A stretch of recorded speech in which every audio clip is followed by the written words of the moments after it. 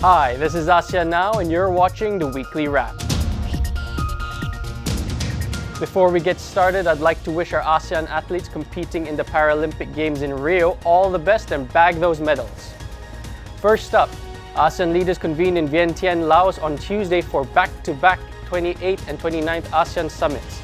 There they exchanged their views on the future direction of ASEAN along with important regional matters including the South China Sea issue. Next in the Philippines, foreign investors are pulling their money out of the country amid speculation that President Rodrigo Duterte's outbursts are hurting investors' sentiment. Earlier, Duterte used profanity to warn US President Barack Obama not to bring up the issue of extrajudicial killings related to his crackdown on drug dealers. However, he has since expressed his regret over his expletive. In the same week that saw Duterte insulting Obama and the cancellation of a meeting between them, the Philippine Stock Exchange saw its biggest decline in 5 weeks. Moving on, concern is growing in the region about the spread of the Zika virus as the number of cases in Singapore has risen to 292. On Tuesday, Malaysia confirmed its first case of Zika in a pregnant woman, while the Philippines announced its first Zika case this year on Monday. Indonesia has yet to report any recent infections, though experts said that the authorities there would struggle to identify patients as few hospitals offer Zika testing. In Malaysia, a video of a violent altercation between two primary school students went viral on Monday night, adding another chapter to the recent spate of vicious bullying in the country. A 12-year-old boy gave his classmate a brutal beatdown after the victim had allegedly teased him about his late father. Lastly, in Singapore, this questionable hygiene of a food stall was ratted out by disgusted customers who found a furry friend hiding in their mutton soup. Dinner on Monday took a turn for the worse for an auto shop owner and his friends when they discovered the dead rat in one of their bowls after already finishing most of the food. Ew! We now head over to Bangkok with our Thailand partner Nation TV for the latest roundup from mainland Asia. Thank you very much, Kiel, for your updates. And now let's take a look over the past week here in the Upper ASEAN region. US President Barack Obama has given Laos a promise for a huge fund to clear up the unexploded bombs that the US military scattered around in this country during the Vietnam War. The White House is pledged to give $90 million to Laos over the next 3 years to resolve the issue of unexploded bombs that continue to kill many people in Laos today.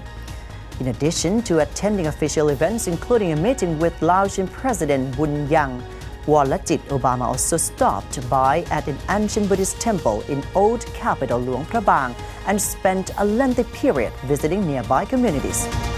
And in Cambodia, a foreign activist representing the family of an important Cambodian critic who was murdered says that the case may go to the International Criminal Court. Richard Rogers, a partner at a London-based law firm, said that there was sufficient evidence to suggest that the murder of Kim Lee was politically motivated. There has been a complaint already lodged with the ICC in 2014 over a series of government land confiscations in which victims described as crimes against humanity inflicted on poor people by the ruling elite through a manner of political persecution. As Rogers claims that the murder of Kim Lee falls into that category, he says that he is planning to file another legal brief about the assassination of Kim Lee with the ICC. And following a historic peace conference in Myanmar last week, one ethnic Mon leader suggested in a statement that changing the name of the country could create a more inclusive nation. Nai Hong Sar, the vice chairman of the new Mon State Party and an experienced peace negotiator, said that the name of Myanmar just represents only one ethnic group. He added that a real union should have a name that can represent every ethnicity or can represent a region. Prime Minister Prayut Chan-o-cha of Thailand has urged Alibaba Group CEO Jack Ma to help develop e-commerce system for Thai SMEs. A government spokesman said that the billionaire paid courtesy call to Prayut when the Prime Minister attended the G20 Summit in Hangzhou on September the 5th. Prayut reportedly told Alibaba boss that he would be very happy if Ma shared his experience with Thai SMEs. And in Vietnam airliners have agreed to buy a large number of Airbus planes during a visit by French President François Hollande. Vietnam Airlines announced it had bought 40 jets worth $6.5 billion from France's Airbus. Low-cost private airline Vietjet also bought another 20 planes for a total of $2.39 billion, while regional budget carrier Jetstar Pacific also bought another 10 airplanes.